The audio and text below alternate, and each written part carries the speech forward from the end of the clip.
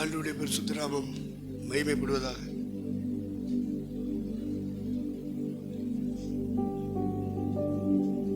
கூடி வந்த யாவரோடும் கர்த்தருடைய கிருபை தொடர்வதாக. பெருநாப்பட்டு வெகு தூரத்தில் இருக்கு. நீண்ட தொலைவு பயணித்து வருகிறவர்களும் அருகில் இருந்து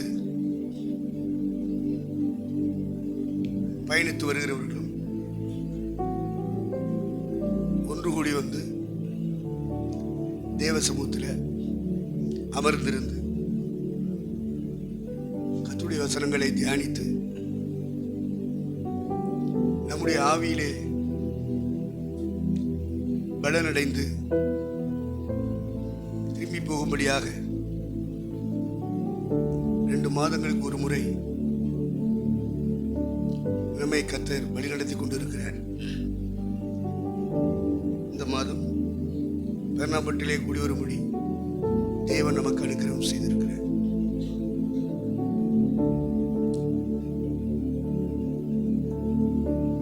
ஏன் கூடி வருகிறோம்?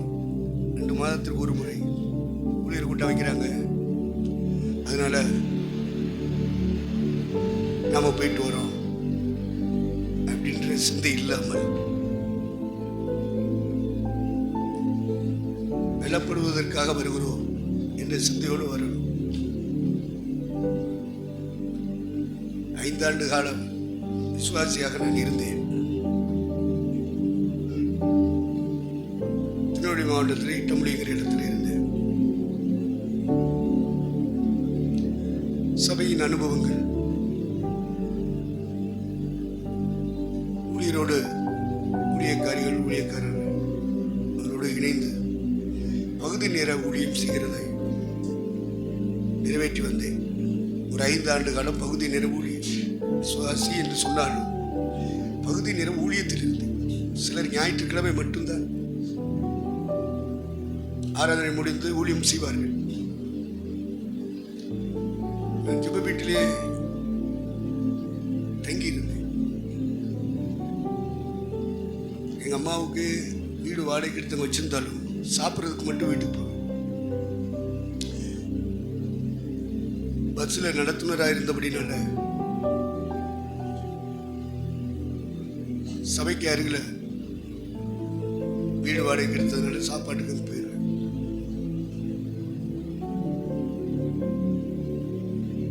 5 ஆண்டு காலமும் சபையை பற்றி அனுபவ ரீதியாக,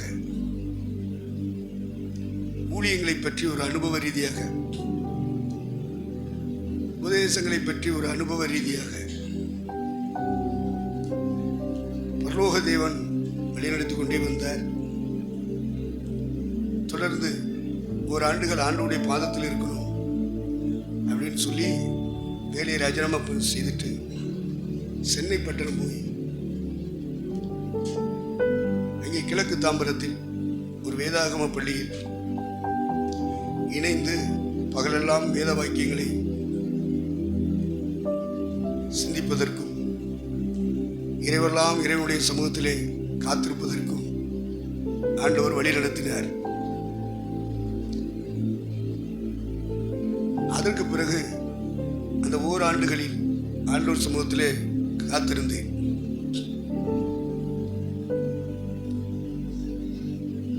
பகுதி நேர விசுவாசியாக இருக்கும் பொழுது என்னுடைய அழைப்பு, என்னுடைய தெரிந்து கொள்ளுதல், 2ஐயும் உறுதிப்படுத்திக் கொள்ள கர்த்தர் கிருபை செய்தார். சென்னை பட்டணம் போன பிறகு யார் எனக்கு நடத்திப்புக்காரராக இருக்கணும்னு கேட்டேன். கேட்டதற்கு ஒரு காரணம், பலர் என்னை விரும்பினார்கள். கிருபாசனத்தினுடைய ஃபவுண்டர் அண்ட் பிரசிடென்ட் சாது இயேசுதாசன் ஐயா சொல்லியிருந்தார்கள். பலரிடத்திலே சொல்லி அனுப்பினார்கள். அவன் ஏன் ஊழியத்தில் ரட்சிக்கப்பட்டவன், ஏன்னா இட்டமொழி என்பது அவருடைய டைரக்ட் கண்ட்ரோல். அதனால் அவன் ஊழியம் சொல்லி கடந்து போனால் அவர் என்னிடத்தில் வர வேண்டும் என்று சொல்லிவிட்டு இருந்தார். பலர் வந்து சொன்னார்கள்.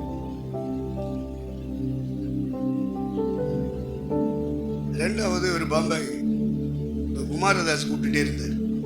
நம்ம 2 பேரும் சேர்ந்து ஊழியர் செய்வோம்.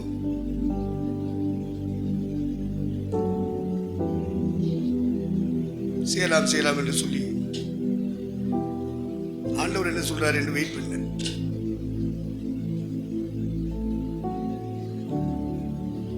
அதற்கு பிறகு ராமநாதபுரம்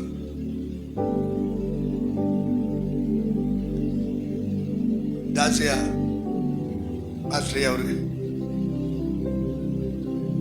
என்னை கண்டக்டர் ஓடிட்டு இருக்கும் போதே 2-3 முறை சந்தித்தார்.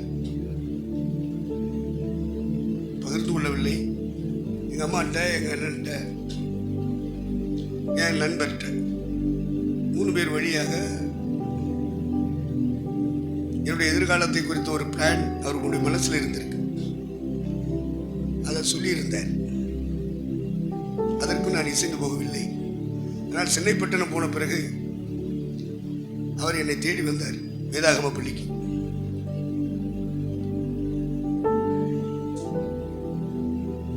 முதல் முறை அங்கே ஆதமகத்தில் இருக்கிற ரத்னம் சாமுவேல் இவர்களோடு வந்தார். ஒரு முறை தனிமையில் வந்தார். வேதாகம கல்லூரி, வேதாகம பள்ளியினுடைய படிப்பெல்லாம் தேவையில்லை, கர்த்தருடைய சமூகத்தில் தான் காத்திருக்கணும், ஆண்டவர் தருவார் என்றெல்லாம் சொல்லுவார். கேட்டுக்கொள்வேன்.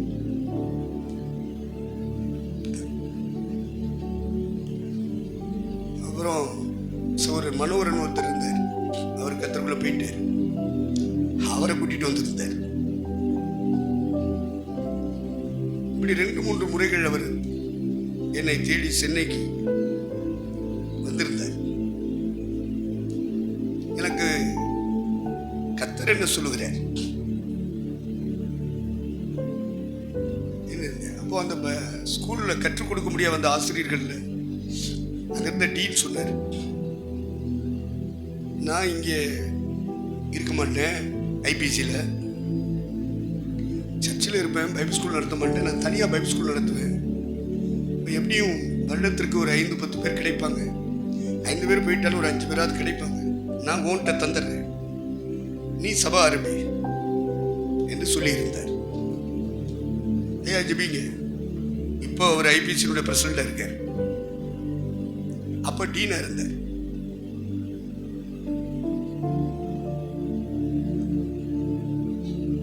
அடுத்து கற்றுக் கொடுக்க வந்த போதகர்கள்ல ஒருவர் பேர் சிரேஷ்டன். அவரும் போயிட்டார் கத்தட்ட. அவர் நெல்லை மாவட்டத்துடைய ஐபிசி செக்ரட்டரியா இருந்தார். அவர் சொன்னார், என் ஃபேமிலியை தவிர என் சபை, என் ஊழியங்கள் எல்லாத்தையும் உங்கள்கிட்ட ஒப்படைக்கிறேன், நீ வந்து பொறுப்படுத்துக்க அப்படின்னாரு. ஐயா ஜோ பண்ணுங்க, செய்யலாம். அப்போ ஐபிசியுடைய 2வது தலைவராக தமிழகத்தில் இருந்தவர் ஆபிரகாம் சாமுவேல், ஃபவுண்டரா இருந்தவர் PM சாமுவேல் அவரோட அப்பா. கேரளாவை பொறுத்தளவுக்கு KE அப்ரஹாம். அவரை தான் எல்லாருக்கும் அதிகமாக தெரியும். ஆனால் founder and president PM Samuel.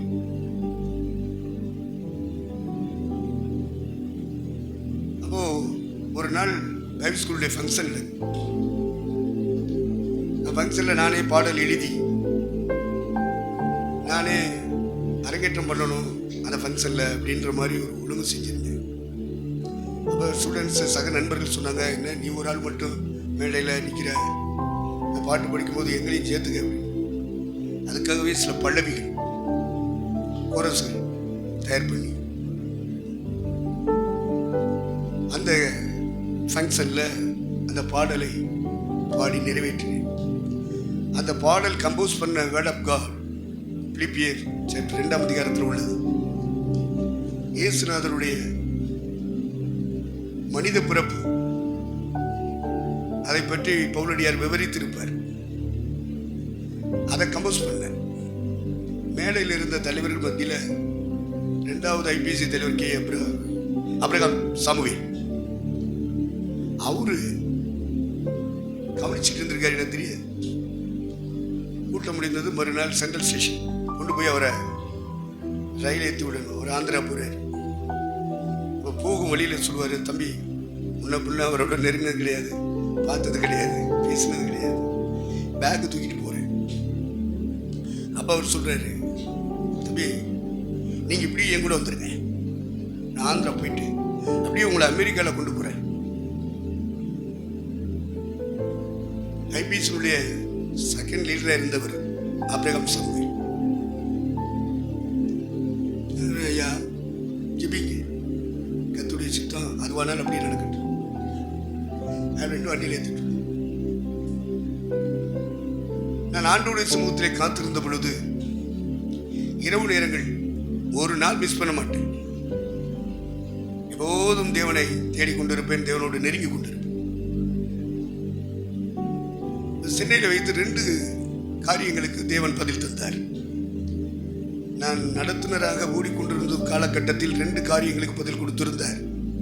ஒன்றே என்னுடைய காலி அழைப்பு, 2வது செலக்ஷன் தெரிந்து கொள்ளுதல்.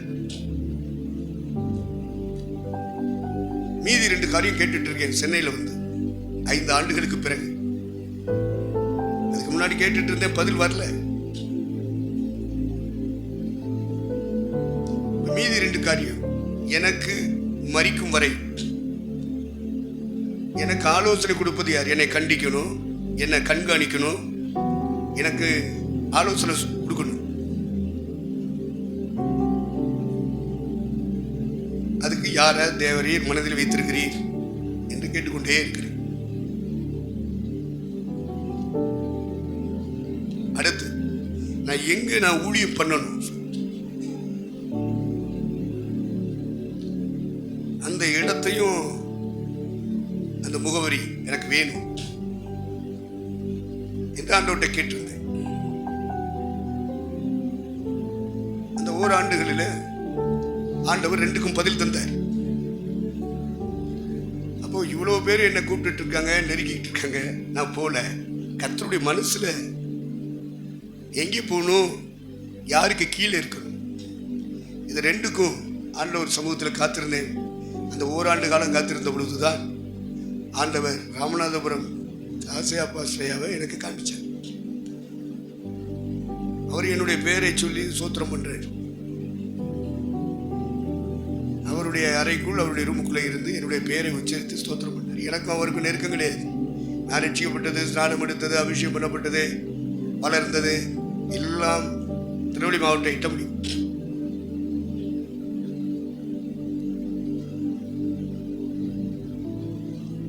அப்ப ஆண்டவர் விஷன்ல காமிக்கிறார். அதன் பிறகு ஆண்டவர்கிட்ட அர்ப்பணிச்சு, ஆண்டவரை நீர் காண்பிக்கிற இந்த நபரிடத்திலே என்னுடைய லைஃப், என்னுடைய வாழ்க்கையை, எதிர்காலத்தை ஒப்படைக்கிறேன்.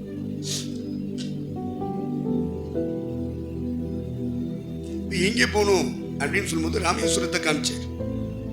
எனக்கு சந்தேகம், அங்க ஒருத்தர் இருக்காரு, அவர் ஊழியம் பண்ணிட்டு இருக்காரு, அவர் இருக்கும்போது எப்படி என்ற கேள்வி எனக்கு எழும்பியது. அப்ப மட்டை கெட்டு இருந்துச்சு அந்த இடத்துல, காம்பவுண்டி போயிருக்கு.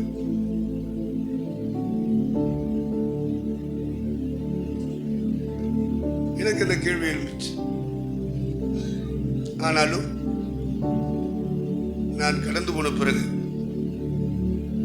2வது வருடம் பைபிள் ஸ்கூல் தொடரலாம், இன்னும் தேவசமத்தில் நெருங்கலான்னு இருந்தபோது என்ன தாசியா பேசுகிறார் விடல. அப்ப நான் போன பொழுது கரெக்டா RS மங்கலம் ஊழியத்தை செய்யணும்னு ஒரு கடிதம் எழுதியிருந்தார். 2 சிஸ்டரை வாடகை வீடு எடுத்து வச்சிருக்கோம், நீர் வரணும்னு வேற 2 முறை அவர் நேரடியாக பயணித்து வந்தது.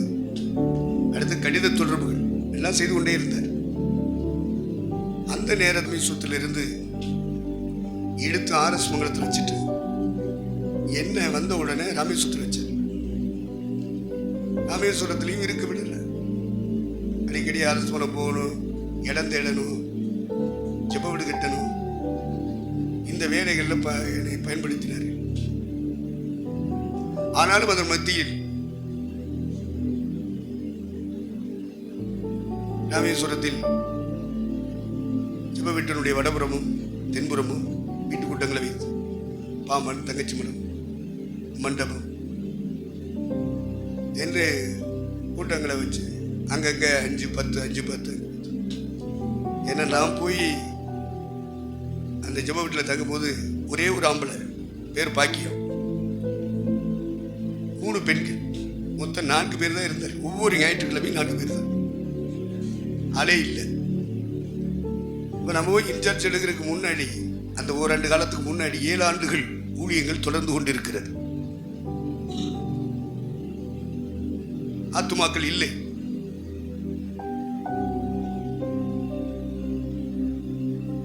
ஆனால் கர்த்தர் நாம் அங்கே வைக்கப்பட்ட பிறகு அந்த ஓராண்டுகளில்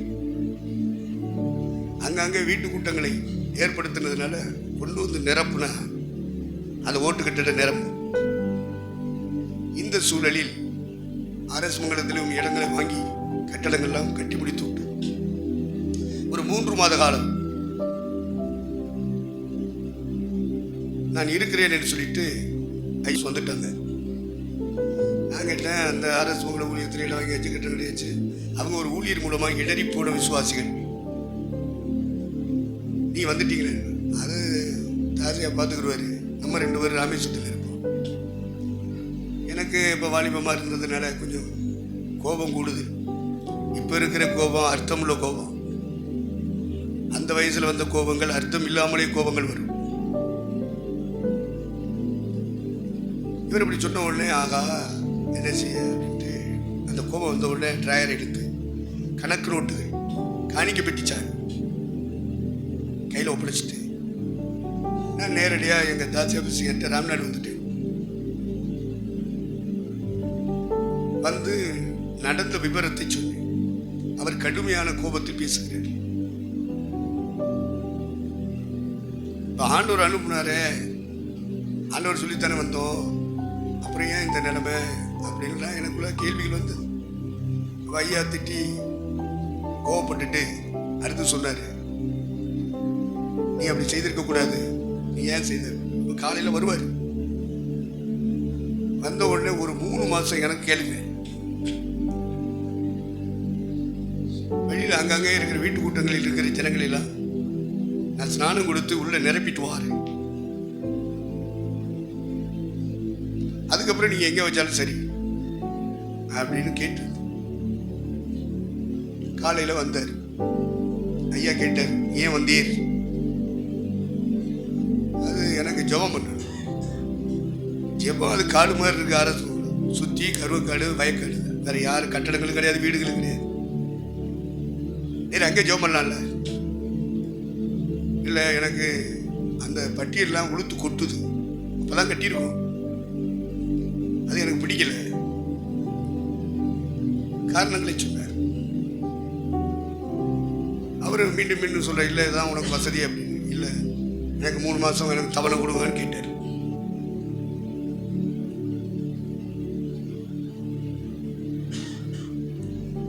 உடனே அவரு நடந்துக்கார் சொல்லிட்டாரு, சரி 3 மாதம் தானப்பா, நீ போ அரசு மூலம் அப்படி. நான் அரசு மூலம் போனேன். இவர் 3 மாதம் கழிச்சு வரல. தொடர்ந்து 7 ஆண்டுகள் பயணித்தார். நம்ம கூட்டி சேர்க்க வேண்டிய ஜனங்களை அவர் ஜோசப் பாலத்தை வச்சு கூட்டங்களை வச்சு எல்லாத்தையும் ஞானசானம் கொடுத்து உள்ள வச்சுட்டார். 7 ஆண்டுகள் 3 மாத தவணை கேட்டவர் 7 ஆண்டுகள் தொடர்ந்தார். ராமேஸ்வரத்தில் இருந்து பாம்பன் தங்கச்சி மடம் மண்டபம் வரைக்கும் வீட்டு கூட்டங்களை வச்சு ஜனங்களை கேதர் பண்ணி வச்சிருந்த அந்த ஜனங்கள் எல்லாரும் சபைக்குள்ள வந்துட்டாங்க.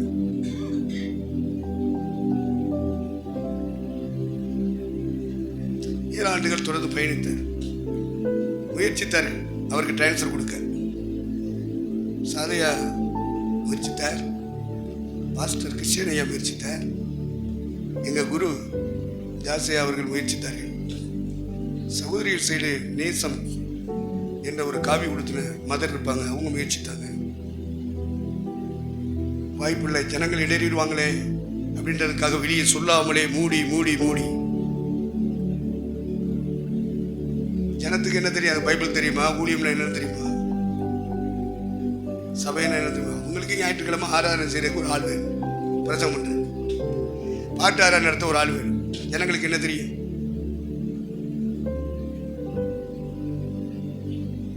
அதனால தலைவர்கள் எல்லாரும் மௌனம் சாதித்தார்கள். 1992 வருது கன்வென்ஷன். அதற்கு முன்னாடி எங்க குரு எக்ஸ்பயர்டு, கத்தட்ட போயிட்டு. அதே நேரத்தில் சென்னை பட்டணத்தில் குடம்பாக்கத்தில் இருந்த சாம் டேனியல் போயிட்டாரு. இதனால தலைவர் என்ன பண்றாரு? டிரான்ஸ்ஃபர் பண்றாரு.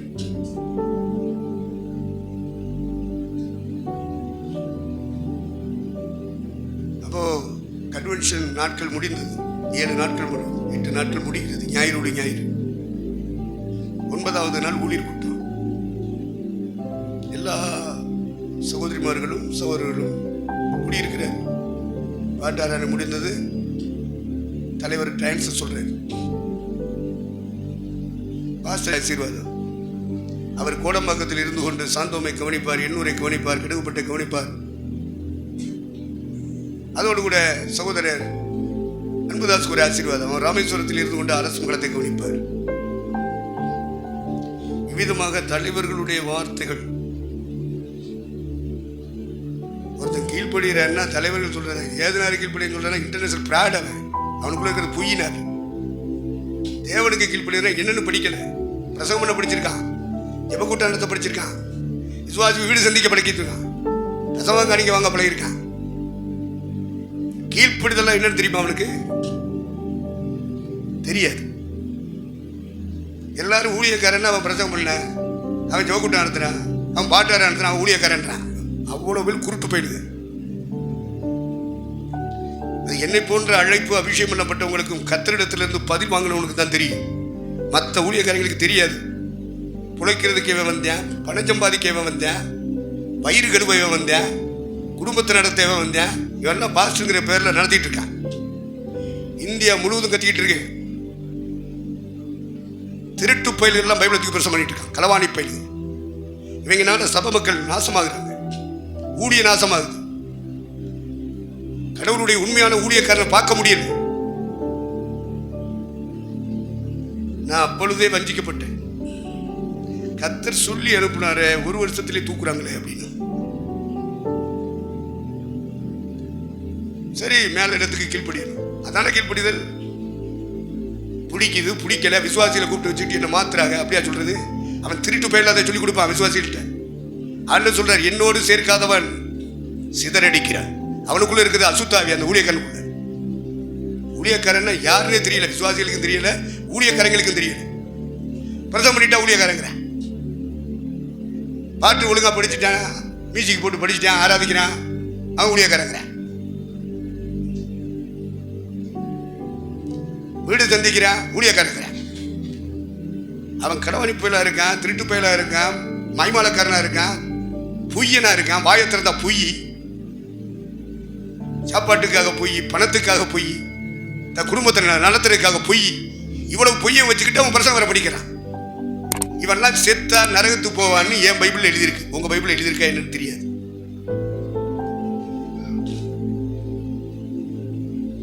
எனக்கு தவணை கொடுக்குன்னு கேட்டான், வரல. அவன் திருட களவாணி போயிட்டு இப்படிதான் போய் சொல்லுவான். கூட இருக்கிற ஊழியருக்கு தெரியுமா? தெரியாது. நாங்கள் மூடினோம், மறைத்தோம். ஏன்? மாய்மாலம் பண்ணுவதற்கு இல்லை. கூடி வருகிற ஜனங்கள் பேதமையான ஜனங்கள். அந்த ஜனங்கள் இடறிவிடக்கூடாது. இவன் தான் எல்லாம் கடவுளை வந்தேன், இவன் சொல்றதான் சத்தியம்னாக்கு மக்கள் ஏமாந்து போய் உட்கார்ந்துருக்காங்க. இவன் கீழ்ப்படியாத ஆவியில நிரப்பப்பட்டவன். இவன் செத்தால் நரகத்துக்கு போவான். அது எங்களுக்கு தெரியும், ஜனங்களுக்கு தெரியுமா? அது ஞாயிற்றுக்கிழமை கையை தட்டணும், 1% கேட்கணும், காணிக்க கொடுக்கணும், தசமம் கொடுக்கணும். அதனால நமக்கு ஆசீர்வாதம். இது ஒண்ணுதான் விசுவாசிகளுக்கு தெரியும். தேவ சித்தம்னா என்னன்னு தெரியுமா? தெரியாது. ஆகவே ஊழியர்கள் பொய்யர்கள். ஐயா நாங்கெல்லாம் உண்மையான ஆளுங்க. ஐயா நீ உண்மையான ஆளா இருந்துட்டு போ, பரல வருவ. வாயை திறந்தா நீ பொய்ய ஒரு பொய்யை சொன்னாலே நீ மன்னிப்படுத்தார். மாய்மாலம் பண்ணியிருந்து நம்ம ஐயன் மன்னிப்படுத்தா. எவன் பணத்தையாவது நீ சூறையாடி இருந்தாலும் திருப்பி கொடுக்கணும். கோயில் பணத்தை கொள்ளையடிச்சு இந்த திருப்பி கொடுக்கல, கொலை நாசம், உன் குடும்பமே செத்து நிறையது. திருப்பி கொடுத்தே ஆகணும். கட்டாச்சட்டி தூக்கியாவது திருப்பி கொடு. அடுத்தவனுக்கு அடிமை வேலை பார்த்தாவது அந்த பணத்தை சம்பாதிச்சு கோயிலில் போட்டு. கோயில் பணத்தை கொள்ளையடித்தவன் அவன் குலமே நாசமாகும். ஏசுனார் உயிரை கொடுத்தாரு சிலுவையில், அவருக்காக நான் உயிரை கொடுக்க வந்தேன்றத உண்மையான ஊழியக்காரன். பணம் சம்பாதிக்கிறவன், பேரு சம்பாதிக்கிறவன், இடம் சம்பாதிக்கணும், கட்டடம் சம்பாதிக்கணும், வாகனம் சம்பாதிக்கணும், எல்லாரும் வந்து என்ன பாஸ்ட் பாஸ்ட் சொல்லணும். திருட்டு செத்தின நரகம் தான். இந்த சிந்தையோட நீ எவன் ஊழியம் செஞ்சாலும் சரி, எவன் ஊழியம் செஞ்சாலும் சரி, செத்தான நரகம் தான். அவன் பிரசவம் பண்றதுனால பரவ போக மாட்டான், பாட்டார நடத்தினால பரவ போக மாட்டான். மக்கள் ஏமாடி, பேதமை உள்ள ஜனங்கள், பைபிள் தெரியாது, தேவசித்தம் தெரியாது, தேவனை தெரியாது. நாங்க அதெல்லாம் கடந்து வந்தவங்க. பிசாசு யாருன்னு எங்களுக்கு தெரியும். சாசு யார் யாரெல்லாம் ஏமாத்திருக்கான். ஏசுனார் கூட இருந்த யூதாசை ஏமாத்திட்டான். ஏசுனார் கூட இருந்த பேதுருவை ஏமாத்திருக்கான். யாக்கோபு யோவானை ஏமாத்திருக்கான். சாத்தான் ஏமாத்துறான்னு 1-2 பேர் கண்டுபிடிச்சாங்க. அதுவும் ஏசுனா பக்கத்தில் இருந்தனால கடிந்து கொண்டு அப்புறப்படுத்தினார். அப்பால போ சாத்தாடு. பெரிய அப்போஸ்தலனா இருந்தாலும் சாத்தான் கடை கொடுத்தா அவன் சாத்தான் தான். தீர்க்கதரிசியா இருந்தாலும் சாத்தான் தான். சுவிசேஷனா இருந்தாலும் சாத்தான் தான். மெய்ப்பனா இருந்தாலும் சாத்தான் தான். போதகனா இருந்தாலும் சாத்தான் தான். அப்ப ஏசுனாரை போல தேவசித்தம் செய்யறவங்க இருந்தா கடிந்து கொள்வாங்க. இவங்க அவரையே குற்றம் சொல்றது, ஏசுநாதரையே காட்டி கொடுக்கறது, ஏசுநாதரையே குறை சொல்றது, நடத்திப்புக்காரனையே குறை சொல்றாங்க. இதுவரைக்கும் நான் சொன்னது இல்லையே. விசுவாசியாகவும் இருந்தேன், ஊழியக்காரனுமானே.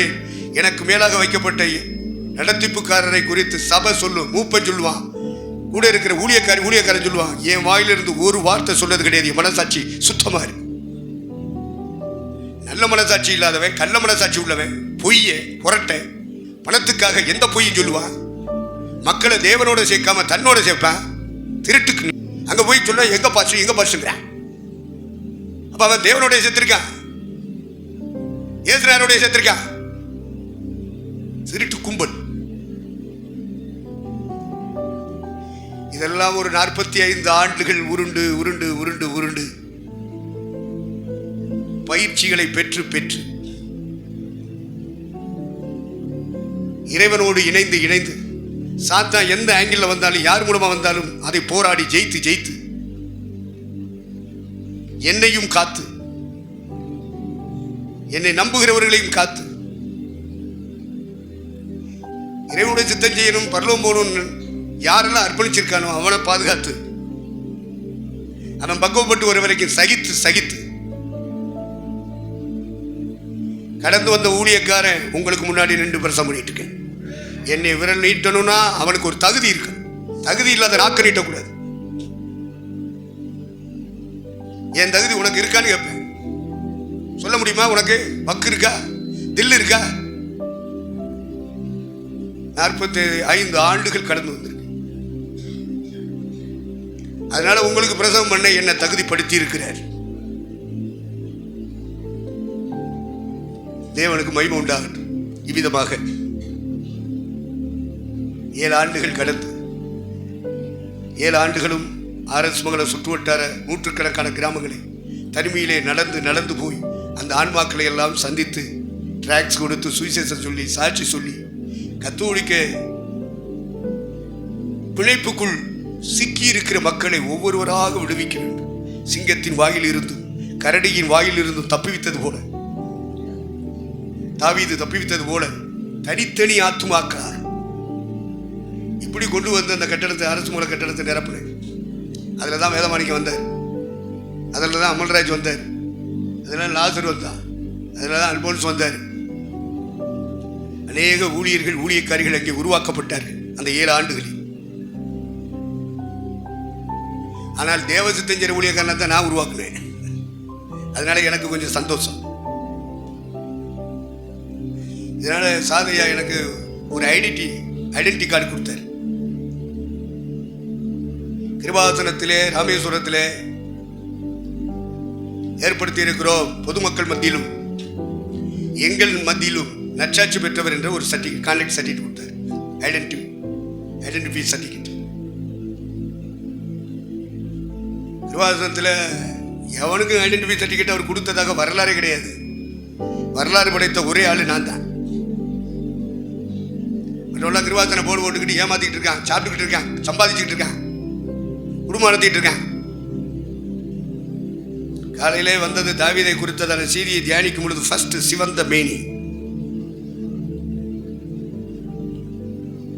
அவனுடைய தியாக வாழ்க்கை, அழகிய கண்கள், விசுவாச ஜீவியம், நல்ல ரூபம், பாடுகளின் வழியாக வரக்கூடிய வாழ்க்கையை பற்றி பேசியது.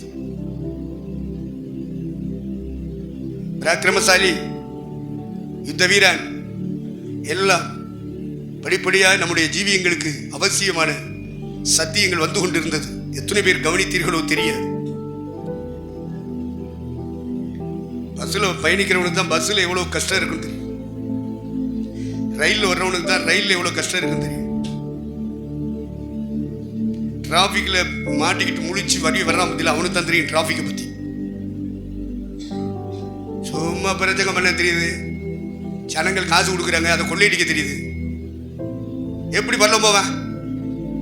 மனசாட்சி ஒத்துக்கிறோமா? அவனுடைய மனசாட்சி. எதுக்காக அவன் பைபிளுக்கு பிரசம் பண்றான்? இறை சித்தம் செய்யறதுக்கா? அப்ப 1992 காஞ்சி ரோட்டிலே கன்வென்ஷன் முடிந்து ஊழியர் கூட்டம் நடக்கும்போது சாதையா டிரான்ஸ்ஃபர் போட்டார். 92 அது வந்து நம்முடைய பாஸ்டர் ஆனந்தையாட்ட குமாரதாஸ் முந்தி வந்திருக்காரு. சந்திக்கிறாங்க. சந்திச்சு பேசிட்டு இருக்கும்போது ராமேஸ்வரத்தில் மாற்றம் போட்டு கொடுத்தாச்சு. இங்கே குடம்பாக்கம். அப்ப ராமேஸ்வரத்துக்கு வந்து அன்புதாசை போட்டு, அன்புதாசையா அது இவ்வளவு பெரிய சபை, அதுக்கு ஒரு சின்ன பையனா போட்டிருக்கு. அனுபவம் இல்லாத ஆளு, சிறுவன்.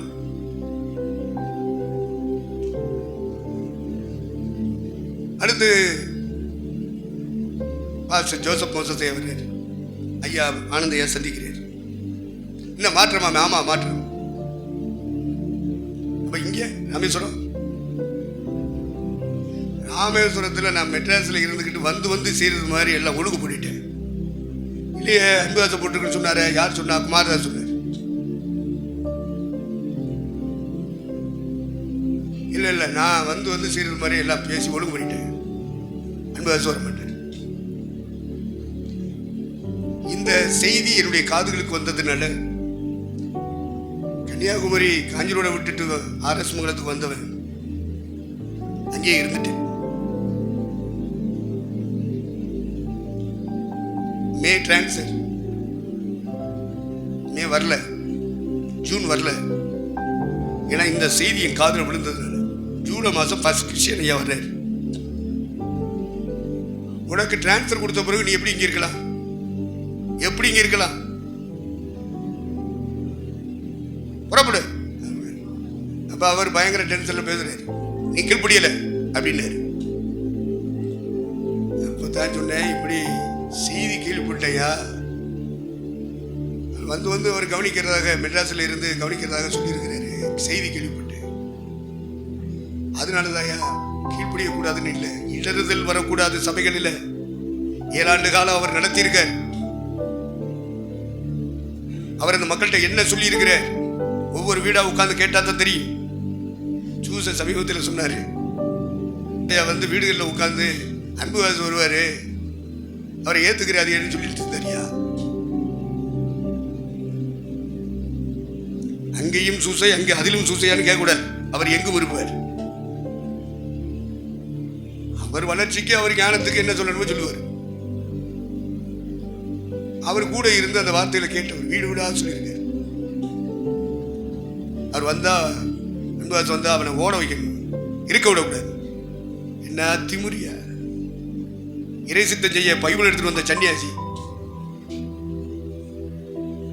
அவன் வாயிலிருந்து வர்ற வார்த்தையை பத்தியில எவ்வளவு திமுறு, எவ்வளவு பெருமை, எவ்வளவு கீழ்ப்படியாம, இதெல்லாம் எங்களுக்கு தெரியும். ஆனா ஜனங்களுக்கு மத்தியில் சொல்லக்கூடாதுன்னு நாங்க மறைச்சு மறைச்சுன்னு சொன்னா சகிச்சு நாங்க சொன்ன சபை 2000, ஊழியம் உடைஞ்சிடும். மக்கள் பேதமையான ஜனங்கள், வேதம் தெரியாது, ஊழியம் தெரியாது, தேவசித்தம் தெரியாது. அதனால அல்லவா நாங்கள் ஒதுங்கினோம். அதே நிலை தொடர்ந்து என்னுடைய வாழ்க்கையில் அனுமதிக்கப்பட்டது. ஏன்னா இவனுக்கு தான் அந்த பயிற்சின்னு ஏசனார் நம்பிட்டார். இவனை தான் இப்படி நடத்தும் அப்படின்னு தான் நடத்திக்கிட்டு இருக்காரு. ஏன்னா பயிற்சி எனக்கு அப்படி கொடுத்து கொண்டு வந்துட்டார். அதனால மற்றவெல்லாம் பயிற்சி இல்லாதவன் எனக்கு பயிற்சி கொடுத்துருக்காரு. அரசு மங்கலத்தில் இந்த 7 வருஷத்தில் பாஸ்டர் சுற்றி முதல்ல அந்த ஊழியத்தை தொடங்கினவர், அந்த மக்களை கையில் வைத்திருந்தவர். அவர் மூலமாக பாதிக்கப்பட்டேன். பயிற்சி அவர் சொல்றார், சூரானத்திலிருந்து அன்புதாசை விரட்டி விட்டேன், அடவடங்கானையிலிருந்து விரட்டி விட்டேன், இப்பொழுது ஆர்எஸ் மங்கலத்திலிருந்து விரட்டுவேன். சேலஞ்ச். அவர் ரொம்ப படித்தவர், ஆனால் தனி ஒரு மனிதனாக கத்தோலிக்க கிராமங்களை அசைச்சவர். சில ஆன்மாக்களை கடவுள்களை கொண்டு வந்தவர். ஆனால் எப்படி இவ்வளவு பெரிய ஆட்கள் எல்லாம் மோதுறதுக்கு நமக்கு என்னையா தகுதி இருக்கு? பெரிய ஆட்களோட மோதல். அவர்கிட்ட மோதி தான் 2வது. ஏன் கத்தர் இப்படி கொண்டு போனாரு எனக்கே தெரியல. பயிற்சி கொடுத்ததுனால உனக்கு தாண்டா அந்த பயிற்சி இருக்கு, நீ தாண்டா சபையை உடைக்க மாட்ட. மற்றவங்க எல்லாம் அவங்க பணத்துக்காக காசுக்காக சபையை ரெண்டாக்குவான்.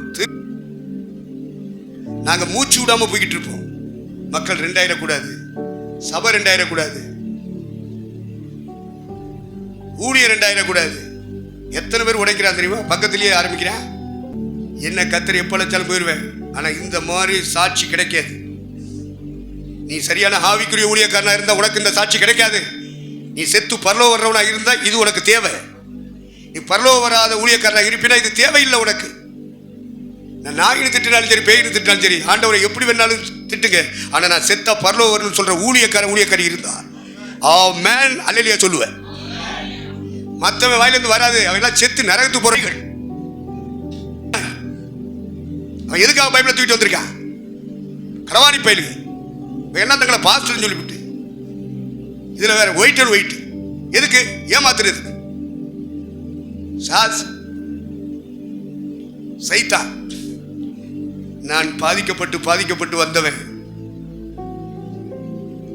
யாரையும் தாக்கி பேசல, நான் தாங்கி வந்தேன்றதை பேசுறேன். உங்களை அந்த சாத்தானுடைய கரத்திலிருந்து விடுவிக்கணும். எவனை விழுகலாமோ என்று வகை தேடி திரிகிற சுற்றி வந்து கொண்டிருக்கிற சாத்தானுடைய வாய்க்குள்ள இருக்க நீ வெளியே வரணும், நான் கொண்டு வரணும். அதுக்காகத்தான் இவ்வளவு கடினமான வார்த்தைகளை அனுப்புறேன். கரடியின் வாயில சிலர் இருக்கீங்க, பாவத்துக்கு அடிமையா இருக்கீங்க, பிசாசுக்கு அடிமையா இருக்கீங்க. ஆனா நீங்க பைபிளை தூக்கி பிரசவம் பண்ணிட்டு இருக்கீங்க, சபை நடத்திட்டு இருக்கீங்க. ஆனா நீங்க இருக்கிற இடம் சாத்தானுடைய வாய், சிங்கத்தினுடைய வாய், கரடியினுடைய வாய். ஒரு பெருங்கொண்ட கூட்டத்தை நீ கையில வச்சிருக்கேன்னு வச்சுக்கோ, நீ கோலியாத்துக்கு கீழே இருக்க. கோலியாத்துடைய வார்த்தைகளை கேட்டு பயப்பட்டுக்கிட்டு இருக்க. கோலியாத்தை முறியடிச்சு உங்களை விடுவிக்கணும் தான் எங்களுக்கு உயிரை கொடுத்து இன்னமும் வச்சுக்கிட்டு இருக்காரு. இல்லைன்னா எப்பவோ எடுத்திருப்பார். நாங்கள் இந்த பூமியிலே வாழ்வது யாருக்காக? உன்னை சாத்தானுடைய கரத்திலிருந்து விடுவிப்பதற்காக, உன்னை பாவத்தின் அடிமைத்தனத்தின் நுகத்தை முறித்து உன்னை வெளியே கொண்டு வருவதற்காக, கோலியாத்தின் ஆவிகளின் பிடியிலிருந்து உன்னை விடுதலையாக்குவதற்காகத்தான் நாங்கள் வாழ்ந்து கொண்டிருக்கிறோம். எங்களை நம்புகிறார் இயேசுநாதர். அந்த நம்பிக்கைக்கு துரோகம் பண்ண நாங்கள் விரும்பல. ஐயா, பணத்துக்காக வரல, பதவிக்காக வரல, அதிகாரத்துக்காக வரல, ஒரு கூட்டத்துக்கு மேல இருக்கணும்ன்றதுக்காக நாங்கள் வரல. எல்லாரும் எங்களை பார்த்து சொல்லணும், பேரும் போலும் சம்பாதிக்க வரலையா?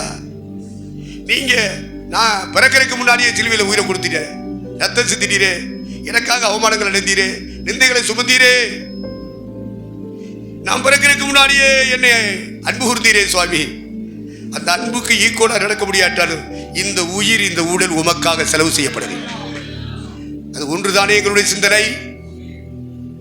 உறவுகள் இல்லையா? உறவுகள் இருக்காங்க. ஜாதி சமுதாயம் இல்லையா? ஜாதிக்காரன் இருக்கா, சமுதாயம் இருக்கு. எட்டி பாப்பனா, ஏன்னா எனக்குள்ள இருக்கிறது பரிசுத்த. உனக்குள்ள எந்த ஆவி இருக்குன்னு எங்களுக்கு தெரியும். இன்ன ஆவி உள்ளவர் என்பதை அறியீர்களா? உனக்குள்ள என்ன ஆவி இருக்கு? ஜாதிக்காக வாழ்ற ஊழியக்காரன், சமுதாயத்துக்காக வாழ்ற ஊழியக்காரன், உறவுகளுக்காக வாழ்கிற ஊழியக்காரன், இவங்கெல்லாம் எப்படி செத்தா பரல போவா? எந்த வேதத்தில் இருக்கு? என் வேதத்தில் இல்லை.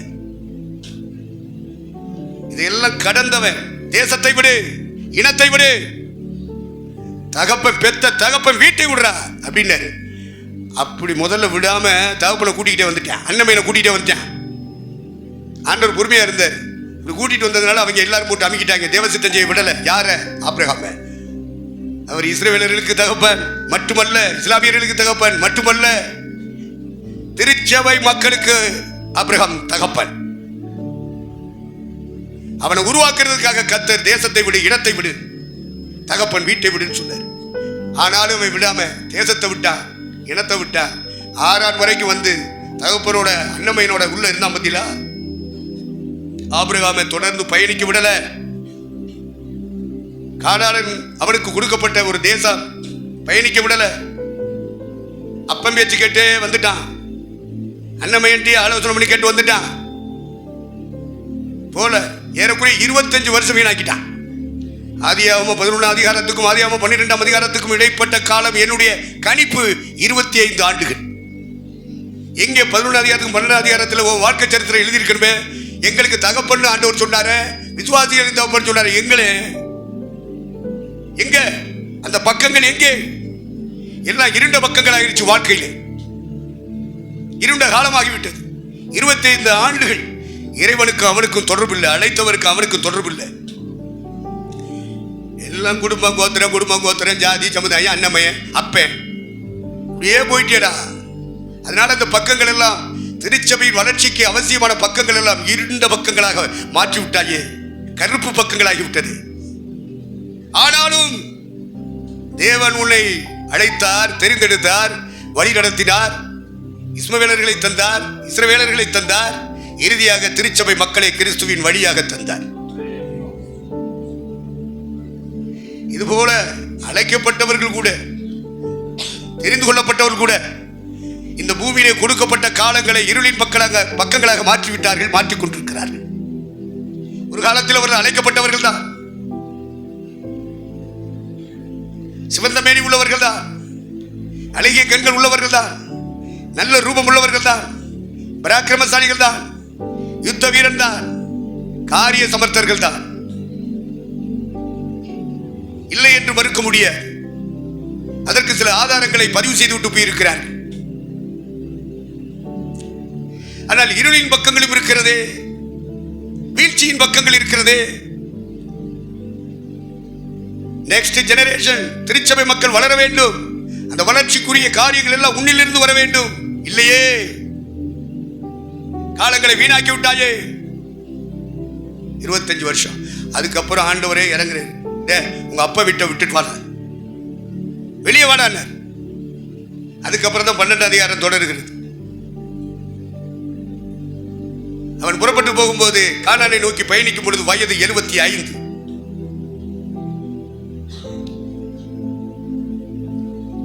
அடுத்து உள்ள வந்த பிறகு 16 அதிகாரம் 15 அதிகாரத்தில் தான் ஆண்டவர் தெளிவா பேசுறாரு. உனக்கு ஒரு சந்ததியை தருவேன், அதை எதனால் அறிவேன், நட்சத்திரங்களை காமிச்சார். அதுக்கு முதல்ல 2 முறை சொல்லியிருக்காரு, சந்ததியை தருவேன், சந்ததியை தருவேன், பூமியின் தூளத்தனையாக தருவேன், கடற்கரை மணலத்தனையாக தருவேன் என்று சொல்லிக்கொண்டே வந்தவர் 15ஆம் அதிகாரத்தில் வானத்தின் நட்சத்திரங்கள் எத்தனையாக தருவேன் என்று வாக்களித்தார். அவனுக்கு அவருடைய தரிசனங்களும் வாக்குத்தத்தங்களும் புரிந்ததோ புரியவில்லையோ நமக்கு தெரியாது. புரிந்திருந்தால் 16ஆம் அதிகாரத்திலே அவருடைய வாழ்க்கையின் பக்கங்கள் வீழ்ச்சியாக இருந்திருக்க முடியாது.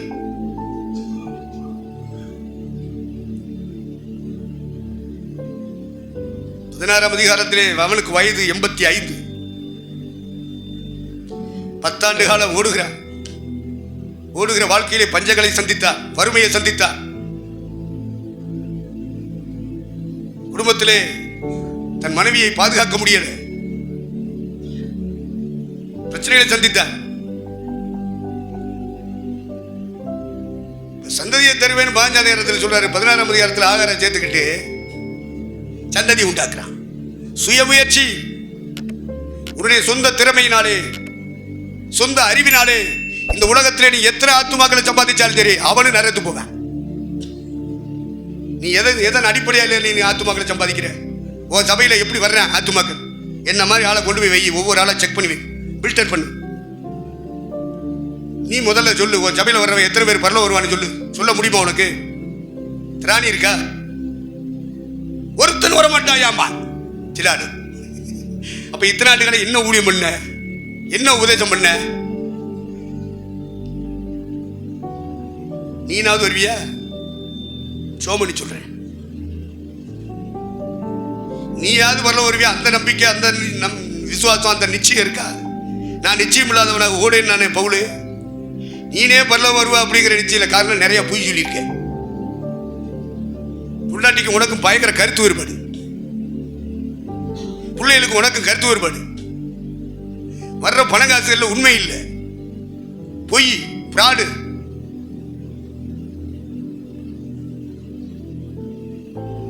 அதனால உன் மனசாட்சி உனக்கு சாட்சி கொடுக்க மாட்டேங்குது. நான் செத்தா பரல போவேன்னு சொன்னாலும் அது பொய். இப்படிப்பட்ட பொய்யர்கள் எல்லாம் ஒயிட் அண்ட் ஒயிட்ல ஊழியம் பண்ணிட்டு இருக்கான். நான் 45 வருஷம் கழிச்சு தான் இதை பேசுறேன்.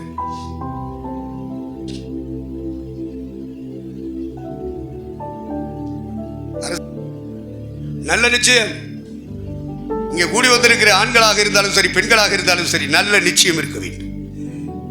எவன் வர்றானோ வரலையோ, எவன் வர்றானோ வரலையோ, நான் செத்தா ஆண்டோட மூஞ்சில முழிப்பேன். அந்த மனசாட்சி, நல்ல மனசாட்சி எனக்கு இருக்குன்னு சொல்லணும். ஒவ்வொரு குற்றவாளி கூண்டலையும் கொண்டு போய் நிறுத்தினார்கள் தளபதி அப்போஸ்தலனாகிய பவுல். அவன் சொன்னான், மனுஷருக்கு முன்பாகவும் தேவனுக்கு முன்பாகவும் நல்ல மனசாட்சி உடையவனாக இருக்க பிரயாசப்பட்டுக் கொண்டே இருக்கிறேன் சொன்னான். நீங்களும் நான் இந்த சாட்சி சொல்லணும். நான் கிறிஸ்துவை பின்பற்றுகிறது போல நீங்கள் என்னை பின்பற்றுங்கள் என்று சொன்னாரே, அந்த இடத்துக்கு நீங்கள் நான் வரணும். வரணும்னா விட வேண்டியதை விடணும், போக வேண்டிய இடத்துக்கு போயிடணும். பொய் சொல்லிட்டு இருக்க கூடாது. இருக்கிற மக்களை உங்களோட சேர்க்க கூடாது, தேவனோட சேர்க்கணும், சத்தியத்தோட சேர்க்கணும், உபதேசத்தோட சேர்க்கணும், தேவ சித்தத்தோடு சேர்க்கணும். பரிசுத்த ஆவியானவர் நேரடியை நடத்துவதற்கு சேர்க்கணும், ஒப்புரவாக்கணும். ஊழியர் கூட்டத்தில் கூடி வர்றது எதுக்கு? அருகில் இருந்து வந்தாலும் சரி, தூரத்திலிருந்து பயணித்து வந்தாலும் சரி, தேவனோட கொஞ்சம் நெருங்கணும். அதுக்குரிய வார்த்தைகள் கிடைக்குமா? அதுக்குரிய கண்டிப்பு வருமா? அதுக்குரிய எச்சரிப்பு வருமா? நம்ம அடிமைப்பட்டு கிடக்கிற இந்த காரியத்தில் பொய்யின் ஆவியிலிருந்து விடுதலை கிடைக்குமா? அந்த சாத்தானுடைய வாயிலிருந்து, அந்த சிங்கத்தின் வாயிலிருந்து விடுதலை உண்டாகுமா? பொய்யின் ஆவி, பெருமையின் ஆவி, இச்சையின் ஆவி, இதான் சிங்கம், கரடி, கோலியாத்துன்னு சொல்றது. இந்த ஆவிகளின் பிடிகளுக்குள்ளே திருச்சபை மக்களும் திருச்சபை நடத்துகிற நடத்திப்புக்காரனும் கட்டுப்பட்டு கிடக்கான். அவனை விடுதலையாக்கணும். அதான் எங்களுக்கு அழைப்பு, அபிஷேகம். 2 கையை வைத்து ஒரு அலையில சொல்லுங்களேன். கர்த்தருக்கு மகிமை உண்டாகட்டும். நாங்கள் இந்த பூமியிலே வாழ்வது அதற்காகத்தான். பணம் சம்பாதிக்க இல்ல, வாழ்ந்து காமிக்கிறோம். பேர் புகழ் சம்பாதிக்க அல்ல. பேர் புகழ் சம்பாதிக்கிற நாய் பையன் திட்ட மாட்டேன்ல. என் தங்கமே, என் தங்கமே, வைரமே, வைடூரியமே சொல்லிட்டு இருப்பேன். உங்களை மாதிரி ஊழியக்காரங்க உண்டா அப்படின்னு பேசுவேன். பேரும் புகழும் சம்பாதிக்க வரையில்லையே. அதனால தானே நாய் பேயின் சத்தம் போட்டு உங்கள்கிட்ட இருந்து கெட்ட பேரை வாங்கிட்டு இருக்கோம்.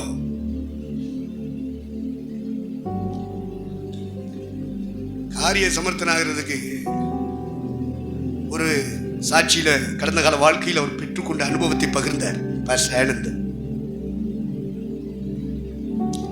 நல்ல ரூபம் அப்படின்றதுக்கும் தன்னுடைய சாட்சியின் அனுபவத்தை பகிர்ந்து கொண்டார்.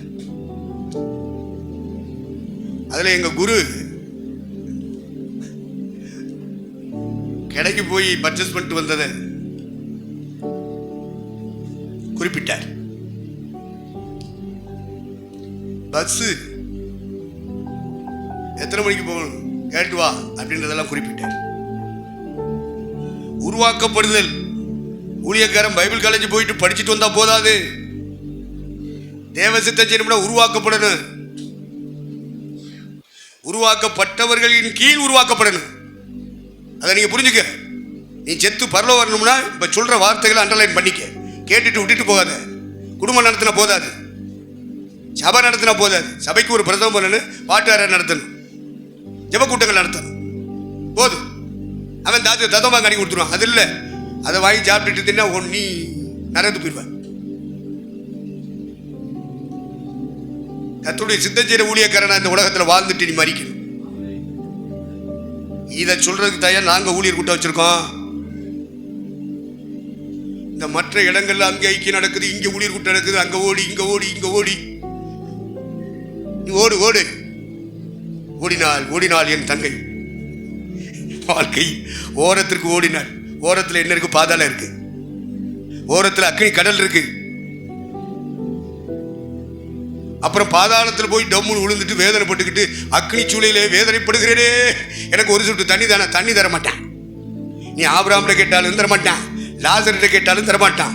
ஏன்னா ஆபிரகாம் இந்த உலகத்தில் வாழும்போது தூண், லாசர் இந்த பூமியில வாழும்போது துரும்பு. என் தேவன் தூணிலும் இருப்பார், துரும்பிலும் இருப்பார். அதான் இந்தியாவிலும் தமிழகத்தில் ஒரு பழமொழி. ரெண்டு பயிலுமே தண்ணி தர மாட்டாளே. நான் வரேன், நீ இன்னும் பாதாள வேதனை அனுபவிப்ப. இன்னைக்கு தெரியாது, தசமா காணிக்க உன் கைக்கு வர்றதுனால. உனக்கு 10 பேர் ஐயா ஐயா ஐயான்னு சொல்லிட்டு வர்றதுனால உனக்கு தெரியாது. தெரிய வைக்கணும். அதான் எங்க ஊழியம். வருகிற ஜனங்கள் பரலோகம் வருவாங்களா? நீ வருவியா?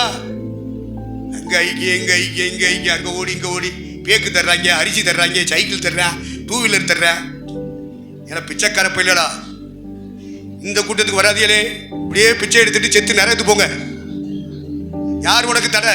உன்னை கண்காணிக்க யார் இருக்கா? உத்தரவாதி உண்டா? எவனாவது இருக்கானா உன்னை கண்காணிக்க, கண்டிக்க, திருத்த? எவனாவது ஒருத்தரை சொல்லு. நீ பெரிய தலைவன், உன்ன தலைவன் நீனே சொல்லிக்கிறது. அந்த பேத்த ஜனங்களுக்கு விவரம் தெரியாது. நாங்க போய் உடைச்சு விட்டுலாம். உடைச்சா 2000 அந்த ஜனங்கள் இடறி இன்னும் நாசம் போயிடுவாங்களேன்னு பயந்துக்கிட்டு வாயை பத்திட்டு இருக்கோம். இப்படி பேசுற என்னைய கூட்ட வைக்கலாமா? கூட்ட வைக்கலாமா? வச்சா கூட்ட 2000. என சிலர் பவுலை பற்றி கொண்டார்கள், சிலர் இருதய கடினப்பட்டு அவிசுவாசலாகி அவனுக்கு விரோதமாய் பேசினார்கள். அதெல்லாம் பிழைக்கிறதுக்கு உள்ளவைங்க. இந்த உலகத்தில் நாங்கள் பிழைக்க தெரியாதவங்க. நாங்கள் தூதர்களுக்கு வேடிக்கையான கூட்டம், மற்றவங்களுடைய பரியாசத்தினுடைய சின்னங்களாக வாழ்ந்து கொண்டிருக்கிறோம். நாங்கள் கடந்து வந்த பாதைகளை விவரித்தால் நாட்கள் போதாது, வாரங்கள் போதாது, மாதங்கள் போதாது. 45 ஆண்டுகளின் வாழ்க்கையை நாங்கள் விவரித்தால் வருடங்கள் கூட காணாது.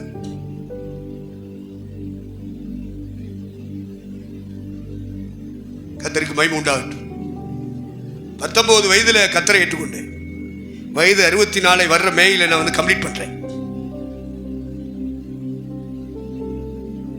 கமிங் மேல 65 பறக்குது.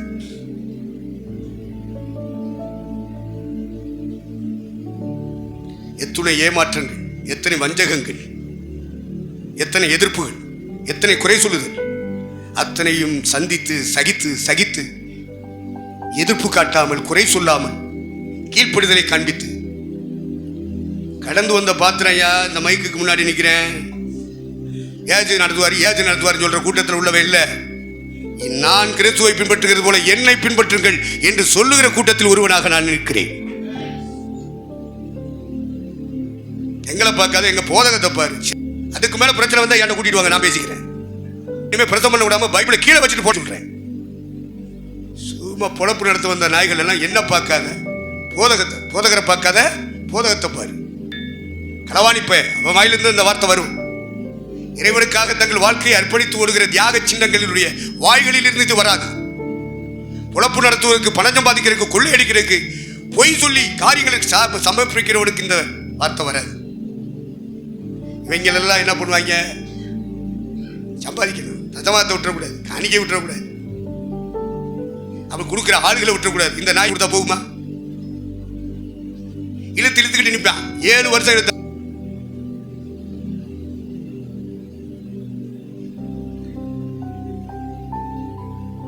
ஐக்கியத்தை பற்றி பேசுறாங்க, அன்பை பத்தி பேசுறான்.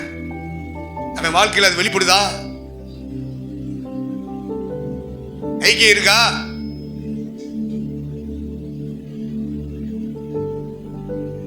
இருக்க முடியுமா? ஒரு காலத்தில் விரும்பினார்கள், ஒரு காலத்திலே என்னை கிருபாசனத்தில் உள்ளவர்கள் வெறுத்தார்கள். ரெண்டையும் சந்தித்தே. எதிர்ப்பு குரல் கொடுக்கலையே, விரும்பினதுனால ரொம்ப மினுக்கலை, பகட்டலை. வெறுத்ததுனால அவங்களை நான் எதிர்க்கலை, குறை சொல்லலை. தனியா ஒரு போர் போட்டுக்கிட்டு இயேசு மலை, ஜெபத்தோட்டா இப்படி போட்டிருக்காங்க பத்தியில ஒவ்வொருத்தர். அது மாதிரி நான் ஒரு போர்டு போட்டுக்கிட்டு என்னை நேசிக்கிறவங்களை வச்சு ஒரு ஊழியை நான் செய்யல. அவன் வாய்ப்பு கிடைச்சிச்சுன்னா செய்வான், நான் செய்யலையே. விரும்பின பொழுதும் பகட்டல இயேசுவின் சாயல். வெறுத்து ஒதுக்கிற போதும் குறை சொல்லவோ எதிர்க்கவோ பயமுறுத்தவோ அவர் பாடுபடும் பொழுது பயமுறுத்தவில்லை.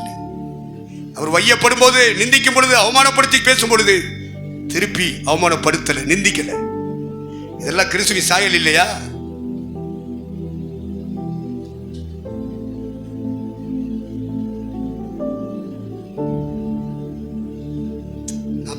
அதுல 40 வருஷம் ஊழியத்தின் அனுபவங்களை பெற்றுக்கொள்ள கர்த்தர் கிருபை செய்தார். ஆண்டவர் மகிமை உண்டாகட்டும்.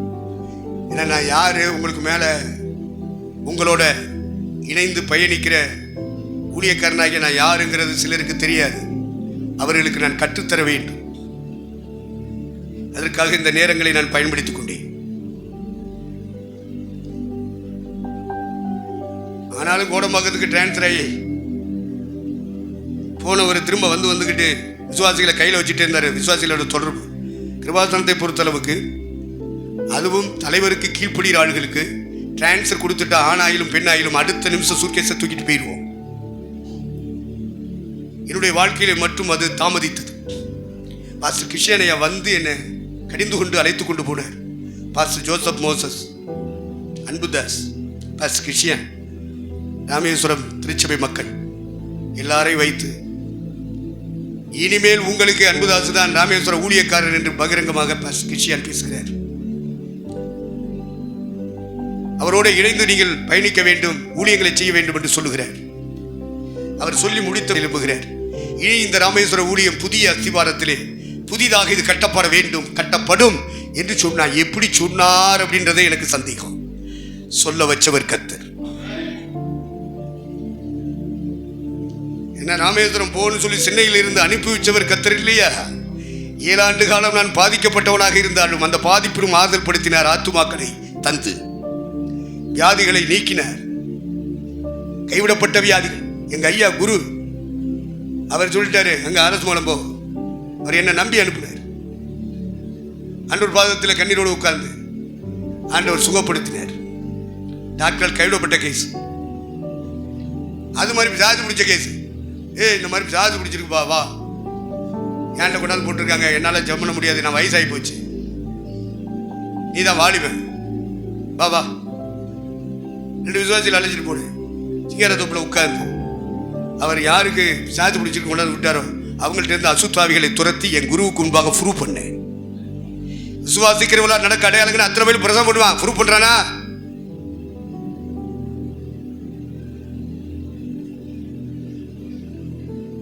நான் ப்ரூவ் பண்றேன் என் நடத்திப்புக்காருக்கு முன்னாடி. ஏன்னா ஏசுனார் சாட்சி கொடுக்கணும்னா முதல்ல நடத்திப்புக்காரன் சாட்சி கொடுக்கணும். அதெல்லாம் உங்களுக்கு தெரியாது. நான் அதுல எல்லாம் கெடுகட்டியே இருந்து வந்தவன். அதனால ஐடென்டி கார்டை தந்தாரு சாதையா என்னை நம்பி. இவனை கொண்டு கிளை ஊழியங்கள் எழுப்புகிறது. ஊழியங்களில் இரவு நேரங்கள் தான் என்னுடைய பயணங்கள். போலீஸ்காரனுடைய அத்துமீறல், அவங்களுக்கு பதில் சொல்ல முடியல. நீ எங்க இருக்கிற, என்ன செய்யற சொல்லு. நான் வாய்நாள சொன்னா ஒத்துக்கிற மாட்டான். ஐயாட்ட தெரியப்படுத்துங்க. ஆமாடா புள்ள, உனக்கு தேவடா. யாக்கோவு, அப்ப கணக்கு புள்ள யாக்கோ அம்பலத்துக்கு வா, லெட்டர் பேட் எடுத்துட்டு வா, எழுது. எழுத போகும்போது சொன்னாரு, தம்பி அந்த அரசாங்கத்தில் உள்ள அதிகாரிகளுக்கு எப்படி எழுதணும்னு எனக்கு தெரியாது, பார்த்துக்க, நீ சொல்லு. என்னையே சொல்லிட்டார, நான் எப்படி சொல்ல முடியும்? வேற வழி இல்லாம ஒரு 2-3 வரி எழுதினேன். எழுதிட்டு கையில கொடுத்தேன். கீழே அவர் 2 வரி பதிவு செய்தார். ராமேஸ்வரத்தில் ஏற்படுத்தி இருக்கிறோம், பொதுமக்கள் மத்தியிலும் எங்கள் மத்தியிலும் சாட்சி உள்ளவர். லெட்டர் பேட், காஞ்சிரோட லெட்டர் பேட்ல எழுதி ஐடென்டி கார்டு கொடுத்தாரு. அவர் வாங்கிட்டு சொன்னாரு, தம்பி இப்படி எழுத்துல இருக்கக்கூடாது தம்பி. அப்ப வந்து டைப்பிங் கம்ப்யூட்டர்லாம் கிடையாது. அதிகாலையில் எழுந்திரிச்சு ஓடும். இந்த பையன் ஒரு பைக்கை கொடுத்து, ஐயா வந்துருங்க, ஐயாவுடைய மனநிலை மாறுவதற்கு முன்பு நாம் இதை செய்ய வேண்டும் என்று 2 வீலரில் தூக்கி வச்சு காலச்சந்தையில் இருந்து மார்த்தாண்ட முழுவதும் குளித்துறை முழுவதும் சுற்றி சுற்றி வந்தோமே. டைப்பிங் தான் அன்னைக்கு இருந்துச்சு. சுற்றி சுற்றி வந்தோம், நேரமெல்லாம் போயிடுச்சு.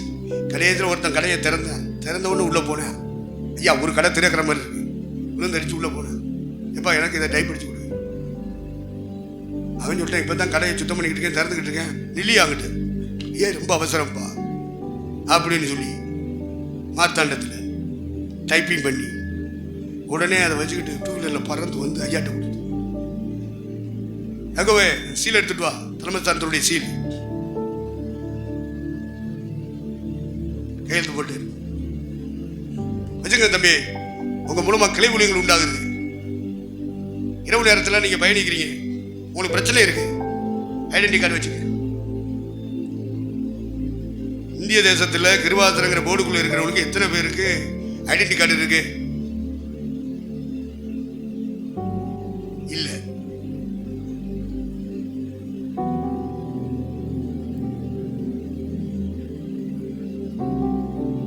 கடவுள் எனக்கு கிடைக்கும்படி செய்தார். இது ஆண்டவருடைய கிருபை. இப்போ உள்ள காலங்களுக்கு ஐடென்டி கார்டு தேவையா இருக்கு. எனக்கு அந்த காலத்திலே தந்தார். போலீஸ்காரனோட எனக்கு சண்டை ராமநாதபுரம் பஸ் ஸ்டாண்டில். நான் பயணத்து ராமேஸ்வரத்துலேருந்து வந்தேன். ராமநாதபுரத்தில் இறங்கினேன். காலையில் தான் பஸ்ஸுன்னு தாங்க. சரி, அங்கனைக்குள்ள ஒரு போஸ்ட்டு ஆஃபீஸுக்கு ஒரு பெட்டி போட்டுப்பேன், ஒரு தூணுக்கு போதும் பக்கத்தில் இருக்கும், அதில் படுத்துட்டு 2 போலீஸ்காரன் அப்படி ரவுண்டில் வர்றேன். கடையெல்லாம் அடைச்சிட்டாங்க. ஒரு சில கடை மட்டும் காப்பி கடை, டீ கடை திறந்து வச்சுருக்கேன். ரத்திகம் வச்சாங்க. எந்திரி. நான் அப்படி எந்திரிச்சு, எங்கேருந்து வர, எங்கே போகிறேன்? ஐயா ராமேஸ்வரம் வந்திருக்கேன். பஸ்ஸு காலையிலே சொல்லிட்டாங்க, அதனால எங்களை படுத்துக்கிடுங்க. எங்களை படக்கூடாது, உன் மேலே எங்களுக்கு நம்பிக்கை இல்லை, உன் அட்ரஸை சொல்லு. ஐயா ராமேஸ்வரத்தில் இருக்கையா, நம்ப முடியாது. சிங்காரத்தோப்பு பிராஞ்சு, சிங்காரத்தோப்புடைய பிராஞ்சு இருந்து வரேன், அதெல்லாம் நம்ப முடியாது. இப்படியே சொல்லிக்கிட்டு இருக்கேன். கடையில் உள்ள முறை வேடிக்கை வைக்கிறேன், சில தூங்கிட்டு கிடக்கேன். பொத்துக்கிட்டு வந்துருச்சு. ஆனால் காக்கி சட்டை போட்டுருந்தேன்ல, நாங்கள் வெள்ளை சட்டை போட்டிருக்கோம்ல. ஏய், எத்தனை அட்ரஸ் வேணும்? வண்டிக்கார தெரு தெரியுமா உனக்கு? சின்ன கடை தெரு தெரியுமா? மாரியம் கோயில் தெரியுமா? கொத்த தெரு தெரியுமா? வனசங்கரியம்மன் கோயில் தெரியுமா? உனக்கு தெரியுமா? நான் ஊருண்ட இடம், பிறண்ட இடம், படிச்ச இடம், சுவாச ஸ்கூலு. என்ன பேசிட்டு இருக்கேன்னு சொல்லி சத்தத்தை வைத்திட்டேன். ஏன்னா பெந்த கோசனாலே சத்தம் உயரணும். கையை வேகமா தட்டுக்குன்னு சொல்லுவாங்க. வாயை திறம்பா. அந்த பெந்த கோசிலிருந்து உள்ள வந்தவன் நான் சத்தத்தை உயர்த்திட்டேன். அங்கே வைத்தனே, இங்க 10 பேரை கூட்டி வச்சுக்கிட்டு சத்தம் போட்டு என்னலே பண்ண? அது எதுக்கு? கத்தருக்கு ஸ்தோத்திரம். அப்போ அவன் பக்கத்தில் இருந்த இன்னொரு போலீஸாருக்கு, ஏப்பா வம்பு, நீ ஒரு ஆளு, அவர் ராமநாதபுரத்தையே அடிக்கிட்டு இருக்காரு, வந்துரு இவரு பெருசா பேசுறாரு அப்படின்ட்டு பைத்தியக்கார வாடா அப்படி எழுதிட்டு போயிட்டேன். அதுக்கப்புறம் தான் சாதையாட்ட போய் சொன்னேன், இப்படி போலீஸ் பிரச்சனை இருக்கு, கிளை ஊழியம் உண்டாக்க போகும்போது அப்படின்னு சொன்னதுக்கு தான் இந்த ஐடென்டி கார்டு கொடுத்தாரு. இரவு நேர பயணங்கள் தூக்கம் இருக்காது. ஒவ்வொரு கிளை ஊழியங்களும் எப்படி உண்டாக்கப்பட்டதுங்கிற வரலாற்றை பேச ஆரம்பித்தார். உங்களுக்கு தெரியணும், சமயங்கள் வரும்போது சொல்லலாம். நானும் உயிரோடு இருந்தால், நீங்கள் உயிரோடு இருந்தால், அதுக்கு முன்னாடி நீங்க செத்தாலும் சொல்ல முடியாது, நான் செத்தாலும் சொல்ல முடியாது. ஏன்னா சாவு எப்பொழுது வரும்னு தெரியாதுன்னு ஐயா சொன்னார் தெரியுமா பகல் கூட்டத்தில். என்னோடு பயணித்தவர்கள் 3 பேர், நடராஜன் என்ற ஜான்ராஜ், சேதுபுத்து என்ற ஜோசப் மோசஸ். அதுல ஜோசப் மோசஸ் போயிட்டாரு அப்படின்னாரு. கவனிச்சிங்களா? முக்காட்ட பெருசா போட்டு இப்படியே தூங்கி விழுந்து எந்திரிச்சு போற பொம்பளை எல்லாம் எப்படி பரவத்து வருவா? வரவே மாட்டார். சௌரி பாபு சொன்னார்ல, அவருடைய மனைவியை, நீ ரசிக்கப்பட்டியான்னு கேட்டாரு கிருஷ்ணன் பாஸ்டர். அவ 3 நாள் ராமேஸ்வரத்தில் பெரிய மேடையில் 3000-4000 பேருக்கு பிரசவம் பண்ணிட்டு வந்திருக்கா. ஐயாவை பார்த்து ஒரு ஜெபம் பண்ணணும். அவர் கேட்கிறாரு, நீ ரசிக்கப்பட்டியா? உடனே இவர் ஓடியா இருந்தார். ஐயா ஏன் மனைவி? உனக்கு மனைவியா இருக்கலாம், ரசிக்கப்பட்டாளா? எவன் முண்டாட்டியா இருந்தா எங்களுக்கு என்ன? செத்தா பரவ வரணும். அவங்கெல்லாம் உலகம் முழுவதும் சாட்சியாகிறவர். சௌரி பாபு, அந்த அம்மா பேர் என்ன? சொர்ணமிகி. அப்படிப்பட்ட பாரம்பரியத்தில் வளர்ந்தவங்க நாங்கள். அப்படிப்பட்ட பிதாக்களை உடையவர்கள் நாங்கள். பவுல் எழுதுவான், இஸ்ரவேல் ஜனங்களை பற்றி மேன்மையாக எழுதுவான் ரோமர் 9. பிதாக்கள் அவர்கள் உடையவர்களே, உடன்படிக்கை அவர்களுக்கு உரியது, பைபிள் அவர்களுக்கு உரியது, எல்லாம் பெருசாக பீத்துவான். என்ன அவன் ஜாதி அவன் சமுதாயம். அப்படி இருந்தோம் அப்படின்ட்டு சபைக்கு எழுதுவான். இஸ்ரவேல் எல்லாரும் இஸ்ரவேலர் அல்ல, யூதர்கள் எல்லாரும் யூதர்கள் அல்ல அல்ல அல்ல. அதையும் கடந்து கிறிஸ்துவுக்குள் வந்ததினாலே உங்கள் மேல் இருப்பது தேவனுடைய அபிஷேகம்னு தொடர்ந்து எழுதுவான். கர்த்தருக்கு ஸ்தோத்திரம்.